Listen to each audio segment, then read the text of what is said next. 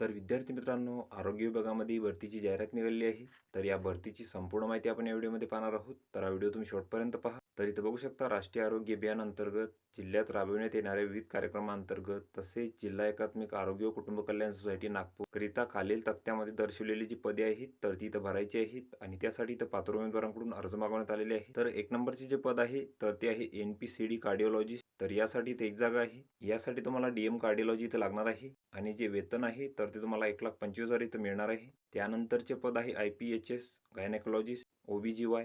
तर यासाठी इथं 5 जागा आहेत. यासाठी तुम्हाला MD किंवा MS गायनेकोलॉजी किंवा DGO किंवा DNB इथं लागणार आहे. त्यानंतरचे पद आहे IPHS रेडिओलॉजिस्ट. तर यासाठी इथं 5 जागा आहेत. यासाठी तुम्हाला MD रेडिओलॉजी किंवा DMRD इथं लागणार आहे. त्यानंतरचे पद आहे IPHS अनेस्थेसिस्ट. तर यासाठी इथं 4 जागा आहेत. यासाठी तुम्हाला MD अनेस्थेसिया किंवा DA किंवा DNB इथं लागणार आहे. त्यानंतरचे पद आहे IPHS पेडिट्रिशियन. तर यासाठी इथं 2 जागा आहेत. यासाठी तुम्हाला MD पेडिट्री किंवा DCH किंवा DNB इथं लागणार आहे. त्यानंतरचे पद आहे IPHS सर्जन.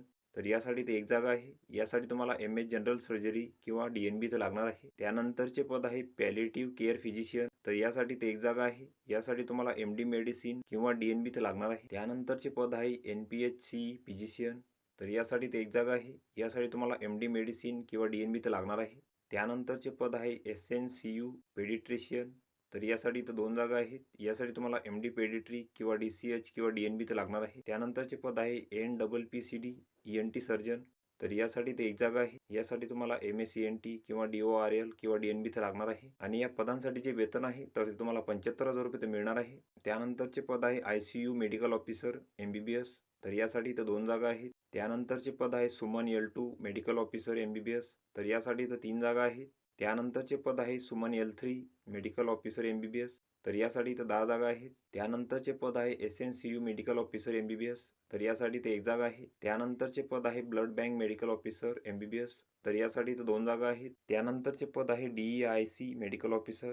तर यासाठी ते एक जागा आहे. त्यानंतरचे पद आहे हिमॅटॉलॉजी मेडिकल ऑफिसर. तर यासाठी ते एक जागा आहे. त्यानंतरचे पद आहे NPNCD मेडिकल ऑफिसर. तर यासाठी इथं 2 जागा आहेत.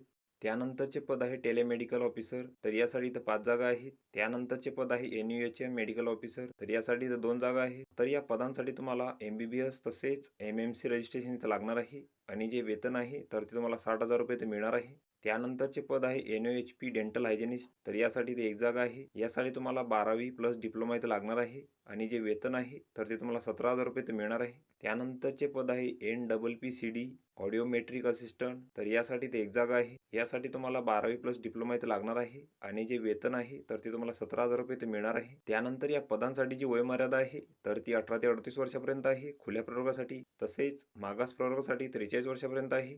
तसेच स्पेशलिस्ट तसेच मेडिकल ऑफिसर MBBS या पदांसाठी 70 वर्षापर्यंत आहे. तसेच या पदांसाठी काही अटी व शर्ती आहेत. तर वरील जी पदे आहेत तर ती इथं कंत्राटी स्वरूपाची असून त्यांचा जो कालावधी आहे तर तो 29/6/2025 पर्यंत इथं असणार आहे. तसेच या पदांसाठी तुमची जी निवड आहे तर ती कशा प्रकारे होणार आहे, तर जाहिरातीमध्ये प्रसिद्ध करण्यात आलेल्या पदांसाठी तुमची इथं प्रत्यक्ष मुलाखत घेतली जाणार आहे आणि यामध्ये खालील गुणांकन पद्धतीचा इथं अवलंब केला जाणार आहे. तर यामध्ये सब्जेक्ट नॉलेजसाठी 10 गुण, रिसर्च अँड अकॅडमिक नॉलेजसाठी 10 गुण, लिडरशिप क्वालिटीसाठी 10 गुण, ॲडमिनिस्ट्रेटिव्ह ॲबिलिटीसाठी 10 गुण, तसेच अनुभव असल्यास तुम्हाला इथं 10 गुण असणार आहे. तर थेट मुलाखतीमधील पदांसाठी तुमची 50 गुणांची निवड प्रक्रिया इथं असणार आहे. तसेच उर्वरित पदांसाठी तुमची जी निवड आहे तर ती मुलाखतीऐवजी गुणांकन पद्धतीद्वारे होणार आहे. तर यामध्ये पदासाठी आवश्यक क्वालिफाय एक्झाममधील गुण, अंतिम वर्षाच्या गुणाच्या आधारे यासाठी इथं 50 गुण, तसेच पदासाठी आवश्यक शैक्षणिक पात्रतेपेक्षा अधिक शैक्षणिक पात्रता असल्यास इथं 20 गुण, तसेच संबंधित पदाशी निगडीत अनुभव असल्यास इथं 30 गुण. तर अशी तुमची इथं 100 गुणांची निवड प्रक्रिया असणार आहे उर्वरित पदांसाठी. तर यानुसार उमेदवारांची गुणांकन यादी म्हणजे मेरिट लिस्ट इथं तयार करण्यात येणार आहे. तसेच या पदांसाठी जे परीक्षा शुल्क आहे तर ते इथं 150 रुपये आहे खुल्या प्रवर्गासाठी. तसेच मागास प्रवर्गासाठी इथं 100 रुपये आहे. तर तुम्हाला महाराष्ट्र बँकेचे जिल्हा एकात्मिक आरोग्य व कुटुंब कल्याण सोसायटी नागपूर तर खाते क्रमांक इथं देण्यात आलेला आहे किंवा तुम्ही इथं डिमांड ड्राफ्टद्वारे पण हे परीक्षा शुल्क इथं भरू शकता. तसेच या पदांसाठी तुम्हाला जे अर्ज आहेत तर इथं कशाप्रकारे करायचे आहेत, तर वॉक इन इंटरव्ह्यूद्वारे भरण्यात येणारी पदे. तर यामध्ये 21 पदांसाठी तुम्हाला तुमच्या दस्तावेजासह कार्यालयात इथं उपस्थित राहून तुमची प्रथम नावनोंदणी करून घ्यायची आहे आणि त्यानंतर कार्यालयात उपलब्ध Google लिंकद्वारे तुम्हाला तुमचा इथं फॉर्म भरायचा आहे आणि भरलेल्या अर्जासोबत तुम्हाला तुमच्या कागदपत्रांची इथं साक्षांकित प्रती जोडायची आहे आणि तुम्हाला तुमचे जे अर्ज आहेत तर ते इथं कार्यालयामध्ये सादर करायचे आहेत. तसेच 21 व 22 नंबरच्या पदांसाठी तुम्हाला तुमचे जे अर्ज आहेत तर ते इथं Google लिंकद्वारे भरायचे आहे आणि अर्जाची प्रिंट काढल्यानंतर तुम्हाला त्यासोबत तुमच्या कागदपत्रांची इथं साक्षांकित प्रती जोडायची आहेत. तर यामध्ये पदवी, पदविका प्रमाणपत्रे, तसेच गुणपत्रिका, शैक्षणिक पात्रतेची प्रमाणपत्रे, जातीचे प्रमाणपत्र, शाळा सोडल्याचा दाखला, अनुभव असल्याचे प्रमाणपत्र, तसेच बँकेचा DD. तर या सर्व कागदपत्रांची साक्षांकित प्रती तुम्हाला इथं अर्जासोबत जोडायची आहेत आणि तुम्हाला तुमचे जे अर्ज आहेत तर तिथं राष्ट्रीय आरोग्य अभियान कक्ष, आरोग्य विभाग, जिल्हा परिषद नागपूर इथं 17/2/2025 पर्यंत सादर करायचे आहे.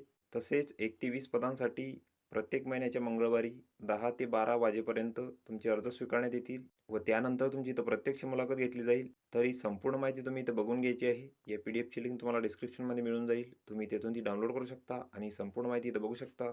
तर व्हिडिओ कसा वाटला मित्रांनो? व्हिडिओ आवडल्यास लाईक करा, शेअर करा आणि आमच्या चॅनलला सबस्क्राईब करा. म्हणजे येणारे व्हिडिओ तुम्हाला सर्वात आधी पाहायला मिळतील. चला तर भेटूया पुढच्या व्हिडिओमध्ये.